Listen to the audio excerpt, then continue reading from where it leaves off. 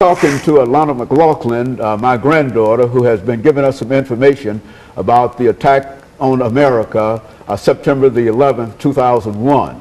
And now we would like to have Alana to talk to us about some of her activities dealing with her efforts to make people more aware of bullying.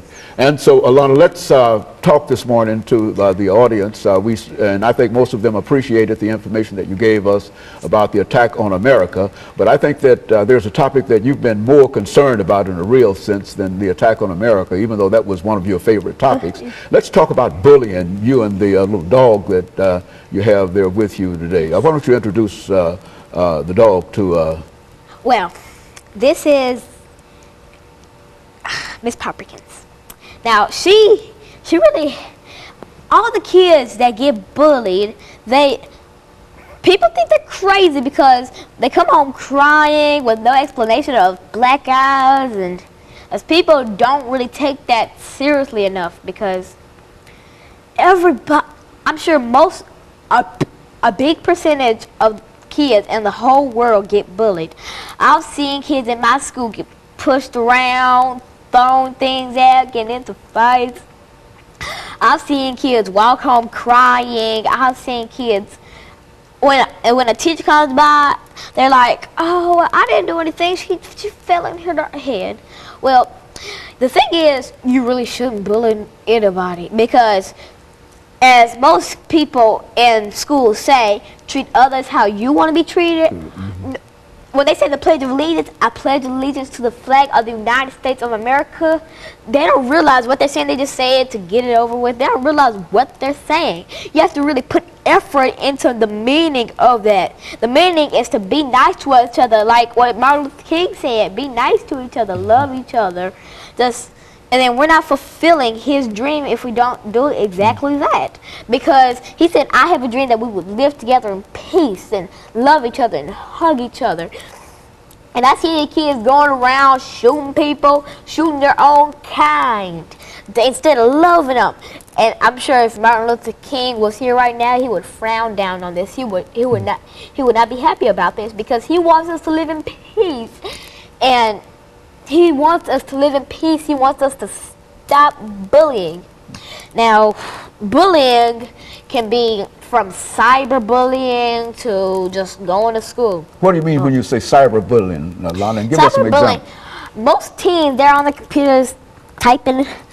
Well, when they get on Facebook or MySpace or Twitter, people can leave hateful comments on them because there are no word restrictions on Facebook, so you can cuss about them, you can say nasty words about them. Like, for instance, Megan Myers, she got cyberbullied to the point where she went to her closet and she hung herself. Because it was too overwhelming for her, and it wouldn't stop for her. It was a bad case for her. But most kids, they can prevent cyberbullying, but they just choose not to because they just want to see them cry. They enjoy their pain. They want to be there. They want to be They want to sit there and they want to make them cry.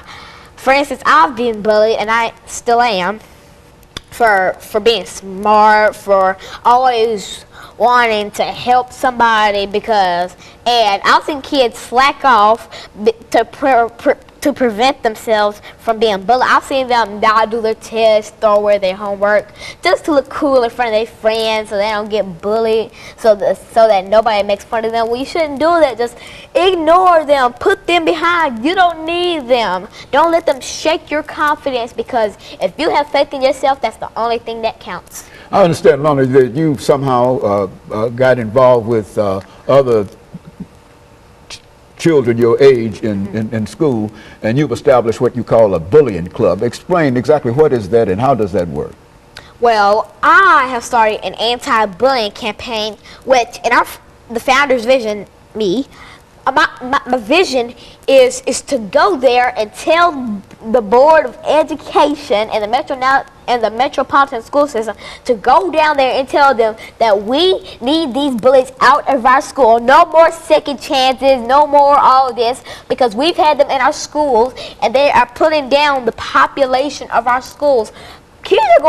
nowadays kids are going to more private schools because they are getting bullied to the point where they transfer schools, and that is bringing down our population, and that is bringing down our school system, and that is bringing down our school funds. So I'm thinking just get these kids out of here, and it will be much smoother without them there, because there will be more learning, we will be more educated, more of us will get into better colleges like Yale, Juilliard, Harvard. So just because we can't focus with those bullies always on our tails, throwing us down, putting us down. We don't need that. So I want the board to get those bullies and look them in the eye and say, you are going to alternative school, because we do not need your selfishness and your childness in our schools. And I fully believe we do not need that. So I want to go down there, and it only starts with one person, to 10, to 1,000, to 100. You know, you had